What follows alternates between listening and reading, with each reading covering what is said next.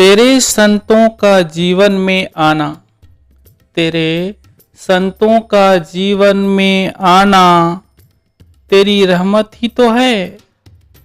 तेरे संतों का जीवन में आना तेरी रहमत ही तो है।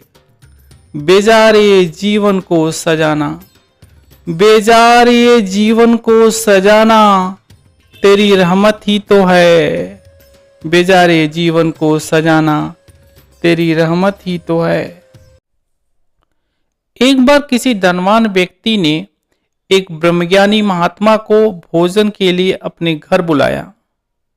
महात्मा ने जैसे ही घर में प्रवेश किया, उस धनाढ़ व्यक्ति ने अपने वैभव का बखान करना शुरू कर दिया। ये मेरा महल है, सामने का बंगला भी मेरा ही है, यह साथ ही बने सिनेमा हॉल का स्वामी मैं ही हूं, उसके पास का स्विमिंग पूल भी मैंने ही बनवाया है। महल में प्रवेश करने से पहले जिस बगीचे से आप गुजर कर आए हैं, वो सारी जमीन भी मेरी अपनी है। इस प्रकार वह अपनी बड़ाई करता जा रहा था। उसका चेहरा अभिमान से दमक रहा था। चलते चलते वे बैठने वाले कमरे में पहुंच गए। दीवार पर विश्व का एक नक्शा टंगा हुआ था। सेठ जी ने लड़के से पूछा, दीवार के साथ वह कौन सा चित्र टंगा है? लड़के ने तुरंत उत्तर दिया, यह चित्र नहीं, यह तो विश्व का नक्शा है। महात्मा ने लड़के से कहा, इसे उतार कर मेरे पास ले आओ। वह लड़का फौरन कुर्सी पर चढ़ा और नक्शा उतारकर महात्मा के आगे रख दिया। महात्मा ने लड़के से पूछा, ये बताओ कि इस नक्शे में हिंदुस्तान कहाँ है? लड़के ने थोड़ी सी जगह पर अंगुली घुमाई और कहा, यह है हिंदुस्तान। महात्मा ने लड़के की आंखों में आंखें डालते हुए पूछा, इतने बड़े नक्शे में हिंदुस्तान इतना सही है? लड़का बोला, हाँ महाराज। अपनी बात को स्पष्ट करने के लिए लड़के ने अपनी बात को जारी रखते हुए बताया, सारी दुनिया के सामने हिंदुस्तान इतना ही बड़ा है। महात्मा जी मुस्कुराते हुए कहे, क्या तुम मुझे बता सकते हो कि इसमें मुंबई कहाँ है?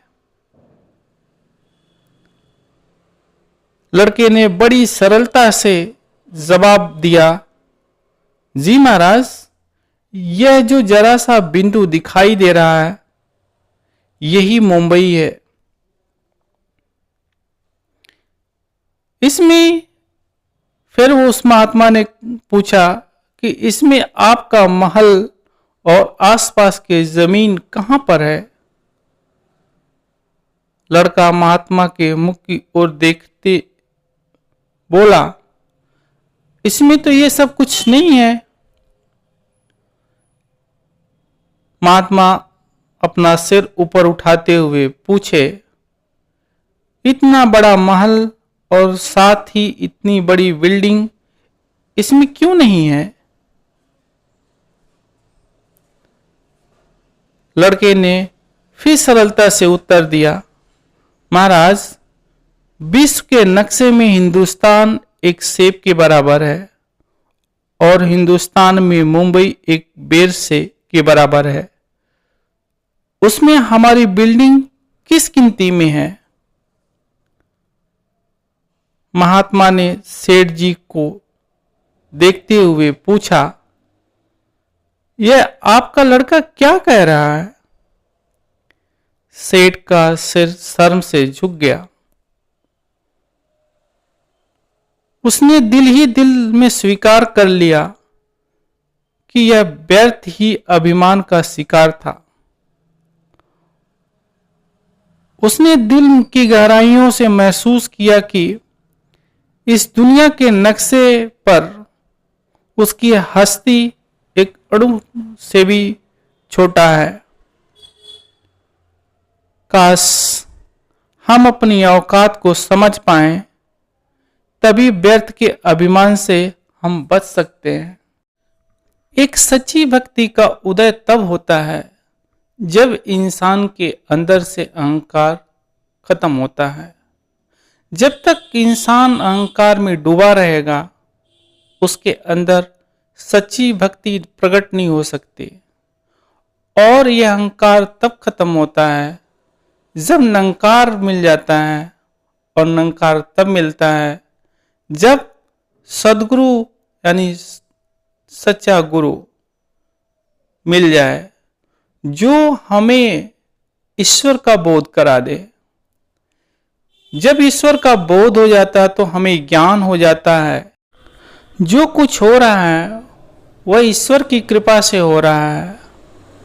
फिर कोई संशय वाली बात नहीं रहती है, फिर जीवन में सब कुछ अच्छा ही होता है।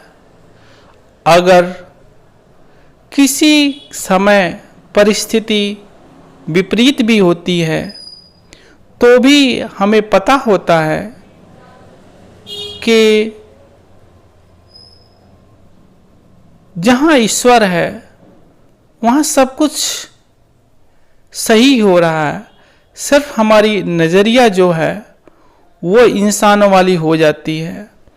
अगर वो नज़रिया ईश्वरी प्रेम वाली दृष्टिकोण हो जाती है, फिर हमें समझ में आता है कि जीवन में सुख दुख चाहे वो मनचाहा मिले ना मिले, सारा का सारा दिया हुआ ईश्वर की देन है। महापुरुषों, आपके जीवन में भी कभी ऐसी उथल पुथल होती है या नहीं होती है? आप हमें कमेंट करके ज़रूर बताएं। धन्यवाद जी।